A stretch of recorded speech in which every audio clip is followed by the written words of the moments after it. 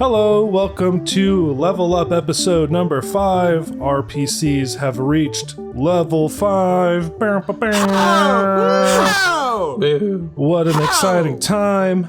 We're going to do our thing and go around the horn and hear about all of your guys' character options that you chose for level 5, and we will start with you, Ukko. What'd you do? As Ukko is a fighter, it's a very complicated class with a lot of aspects and things that go into leveling up. So there was a lot of hard work put into this. With his big brain, being a soldier, Ukko got 4 skill points. Wow. Yeah, a lot, I know. Got 1 skill point into piloting, considering how everything went. You know, the whole I have to drive. I put 1 point into intimidate because it's Ukko and those little furballs need to know their damn place. Sure. And the remaining 2 points I put into athletics because of all the dead body lifting, dead weights, if you will. Ah, yes, deadlifting. All the deadlifts. Shit! That's what it's called. I exercise, maybe. Uh-huh. I also got, with level 5, the ability score increases. My 4 choices were strength, which brought it up to 19 because he is strong boy. Dexterity, which brought Ukko up to 10. So now he is normal. So now he's not bad at dexterity. Yeah. I chose constitution, which brought him up to 18 because he thick. 2 C's. He is thick tua, if you will. I will. And the last was wisdom, which brought him up to 12 because, Because it made more sense than intelligence. Yes, he's not charismatic. I think intimidate should go off of strength. Whatever, fine. And lastly, I chose the feat tight fit. Yeah, you did. Ukko likes squeezing in them tight spaces. Oh, I love squeezing into tight spaces because that's how we travel through space, people. Yeah, that's what we were all saying. And buttholes. Right. Okay. All right, this level up episode's over. Wrap it up. I'm sorry, guys. Tight fit, time spent navigating spaces designed for smaller creatures, has taught you to fit through tight spaces more efficiently. While you're squeezing, you don't gain the entangled condition, and your speed is reduced by 5 feet instead of halved. You still can't run or charge while squeezing. Yeah, jokes aside, it's a very useful feat for you. Yes. Particularly with what you've been dealing with so far, squeezing through very tight hallways and starships and space prisons and whatnot. So You know, the use. He no longer gets as claustrophobic. right. So this will definitely pay off. Even if it's not something that it's gonna have big splashy effects or anything, that just moment to moment is gonna be so much nicer for you. Yeah, I agree. There was the option to I'm hitting someone in the face. Now everyone else gets a bonus to shooting them. And I was like, Navessah! And I was like, Navessah. So, She drops her gun more often than not. what the fuck? But no, tight fit seemed to fit better. Ha. I don't get it. But that's it for Ukko. Okay, good. Navessah, what did you take for your level 5? All right, so for hitting level 5, got her ability score increases. So she increased her dexterity, so she could potentially shoot better. We'll see. Intelligence, so she is smarter and gets more skills. Wisdom, so she can be more insightful. And charisma, because Envoy. True. Got the usual HP stamina increases, which is fine. And for skills, I went with increasing bluff, computers, and culture. And with the increase in culture, I got a new language. So since I couldn't think of anyone that was thematically good for what we're currently encountering in the game, I just thought back to her home planet when I read up that there were some elves there. So she speaks Elven. She always have. You can't say otherwise. It's canon. It's canon now. Yeah. Increased diplomacy, disguise, intimidate, mysticism, perception, physical science, sense motive, and stealth. So you got more than 4 skill points is what you're saying. I don't understand. Based off of her old intelligence, you would have gotten a bonus of 11, and then it went up 5 more than that, I think, for the new level. So you just get enough for everything. Yeah. Whatever. You know what? Drop your ammo or whatever. But beyond that, by reaching level 5, I also got my choice of a feat. So leaning into her being psychic, I took the Read Foe feat, which allows me to study an opponent using Sense Motive as a move action. If I am successful in that check, I can either get a +2 insight bonus to my next attack of opportunity, or a +1 AC bonus against their next attack. Nice.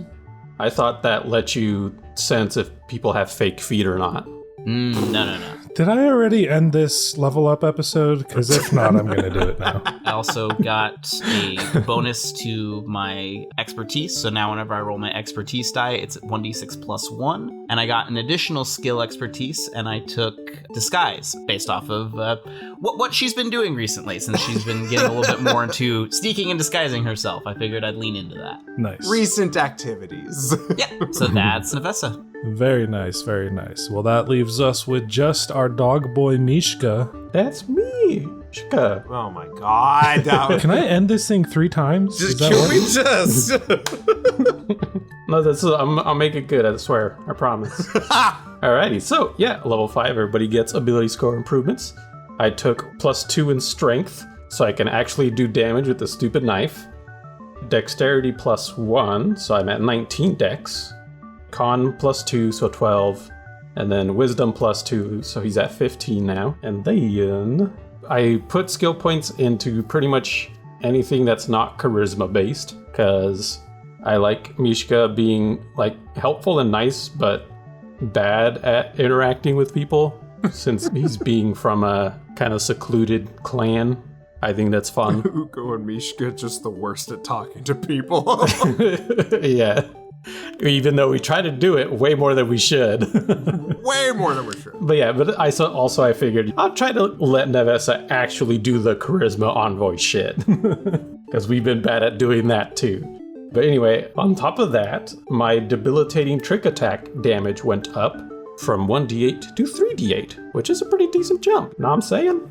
And then I also got a feat.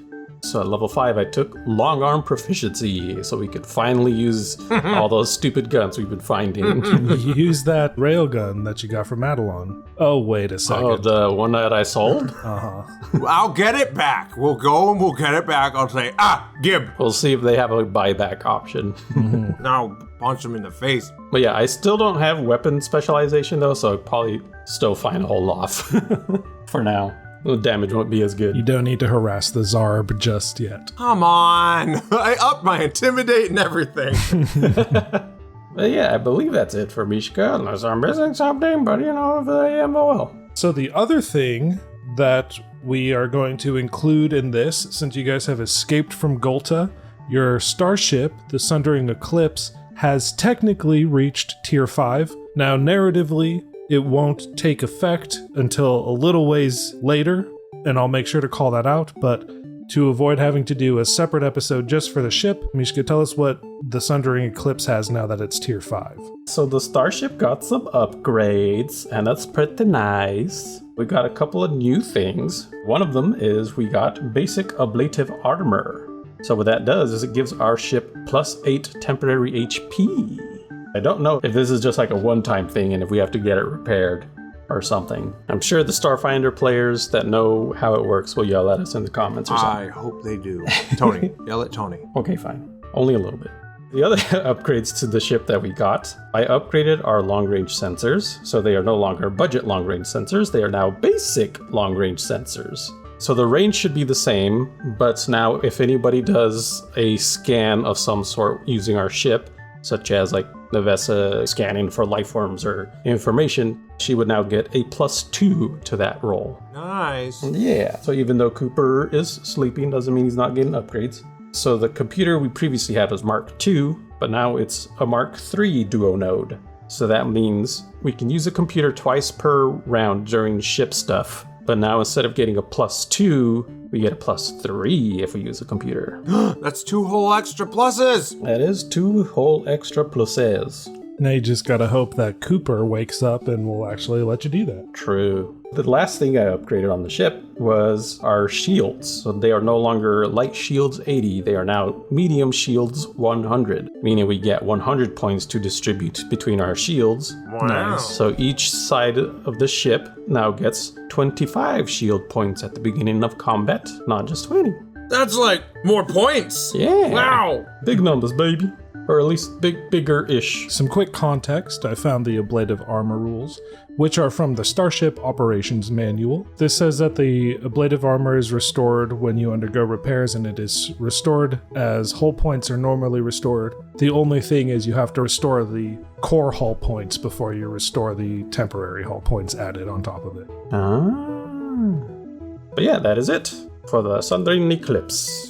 Cool. Well, that is level 5 for all of you guys and tier 5 for the Sundering Eclipse. We are gonna get back into the main adventure. We have one more chapter left, which is exciting that we're finally getting into the conclusion of this many-year-long adventure that probably shouldn't have taken this long to get through, but hey, making a show is a lot of work. So True. I'm excited to get back into it. Now that you guys are all level 5, it should be extra exciting. Yeah. And yeah, we'll see you all in episode 28, which is the first episode of chapter 3 of the adventure. What? They're doing a chapter 3? We'll see you all there. Later. Bye.